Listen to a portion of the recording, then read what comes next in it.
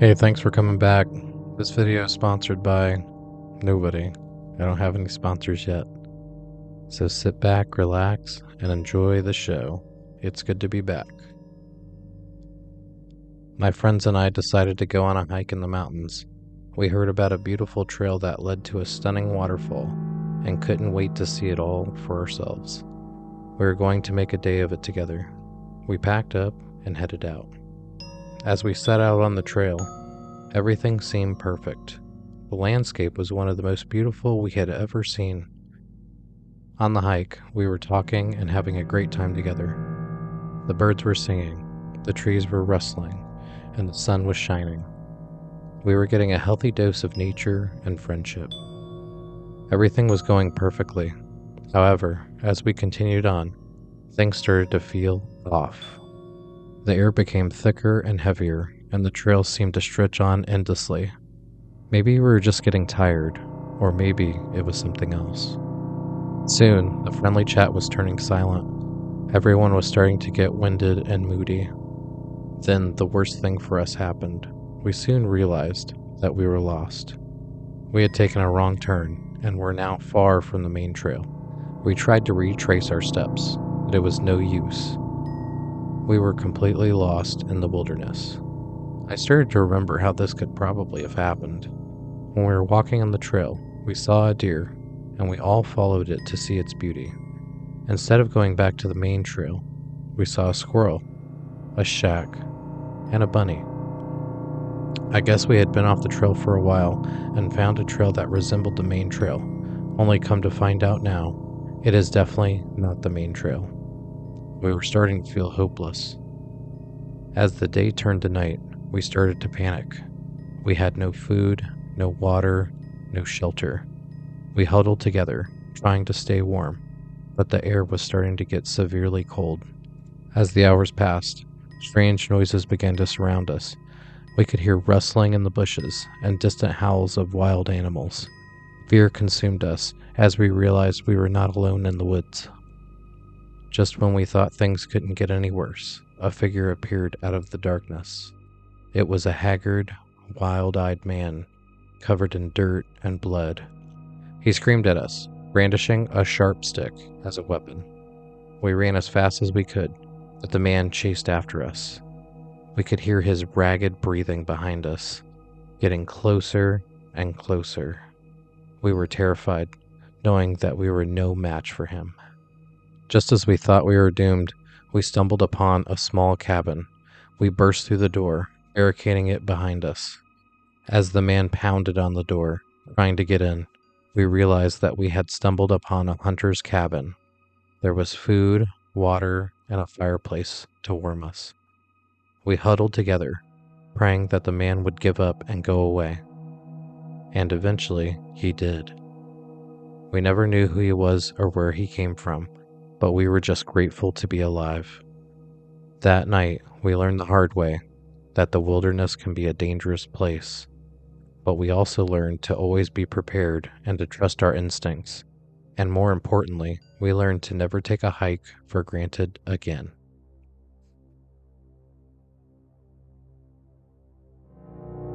It was a beautiful day for a hike. I had planned to take a long hike through the wilderness and enjoy the peacefulness of the nature. It was so hard to get away from work and just relax. I know that some of you do not consider hiking a relaxing thing, but I do. It is because I work in a busy office, and there is always something going on. There's barely any time to breathe there. The wilderness eliminates all the outside noise, and it's just peaceful. I love it. I had not been on this trail before, but I heard from a coworker that it was pretty good. I got a basic rundown of the terrain, nothing too tough. I had done plenty of hikes, so I was not too worried about it. As I was making my way through the trail, it was nice. The landscape had lots of sights to see and enjoy. I passed by some rock formations and decided to take some pictures. At a certain point in the trail, it began to narrow. I kept walking. The overgrown bush and trees became thicker and thicker. It was getting harder and harder to see the path ahead. I tried to turn back, but I couldn't find my way out of the thick foliage. I pulled out my phone to call a friend to let them know that I might have an issue, but there was no service in this area. In the distance, I saw a cabin. I used a machete I brought to chop down the thick foliage to get to the house. If someone lived there, hopefully they had a phone or a radio. I think at this point, simply doubling back could be an issue. If I got even more lost, I could end up lost in the woods at night with no shelter. That is not really what I wanted. Finally, I was able to clear a path and make it to the house. The house was greatly weather damaged from the elements. It did look like someone was living there, so there was some hope. I knocked on the front door. The door slowly opened, and to my surprise, it was a beautiful woman. "Can I help you?" Suddenly, a little shy, I said. "I was on the trail and I got lost. Do you have a phone I can use?" She giggled and said, "No worries. It happens all the time." She invited me to come in and use her phone. She told me she had a landline because of the bad service. She also told me she had an extra room that hikers had stayed before when the sun was going down and it was too late for them to go back. They would stay there and leave in the morning. Although I did not know this woman, and you can't just judge people on their looks, I agreed that I would stay, as the sun was going to set in the next 45 minutes. I called a friend of mine and let him know I had been lost. I told him that I would be staying in a cabin that I wandered into when I got lost. He thought that was the dumbest thing he has ever heard. I agreed, but the woman here seems nice and said that other lost hikers had stayed there before. I told him that I really didn't have a choice.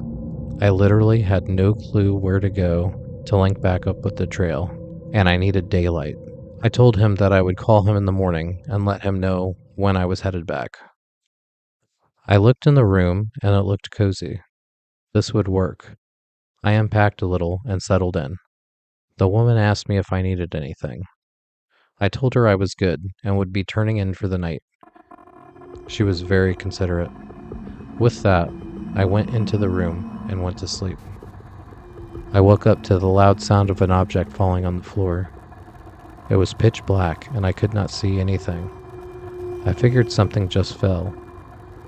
Suddenly, I remembered that I was in a stranger's house and not in the safety of my own. I jumped up to find a light, and suddenly, I was stabbed right in the back. I was no longer looking for a light, but the door to make a quick exit. The woman was stabbing me with something in the dark. I threw her out of the way and ran through the door. I made it outside and away from the cabin. Now I was without my pack, and I didn't have a flashlight. I debated whether I should get it or just run. Suddenly, the front door busted open, and out came a woman with a butcher's knife in her hand. Forget it, I'm out. I ran as far away from the house as I could get, trying to retrace my steps in the moonlight. Surprisingly, I was able to see where I had cut the foliage and got back on track. I passed through the crisscross tree entrance and was back on the trail. I followed it closely and was able to find my car. Luckily, I had kept my keys in my pocket, but no cell phone. I was able to start the car and get back to town. I found the police station and told one officer on duty what happened. He called another person for backup. He seemed genuinely concerned, so I don't think anything like this has happened before. He called another person for backup, and we all went to find the cabin to retrieve my stuff and to find this woman. We made it back to the cabin, and the police knocked on the door. The door burst open, and the woman stabbed the officer closest to the door. As he fell over, the other officer shot her. Obviously, my story checks out now. After the dust had settled, the woman was put in handcuffs. The officer was able to recover from being stabbed, and I got all my stuff back and out of the house. I guess the biggest lesson is to prepare your hiking pack for the worst case scenario so you don't have to stay at some creepy cabin in the woods that you find. In hindsight, that was probably a bad plan.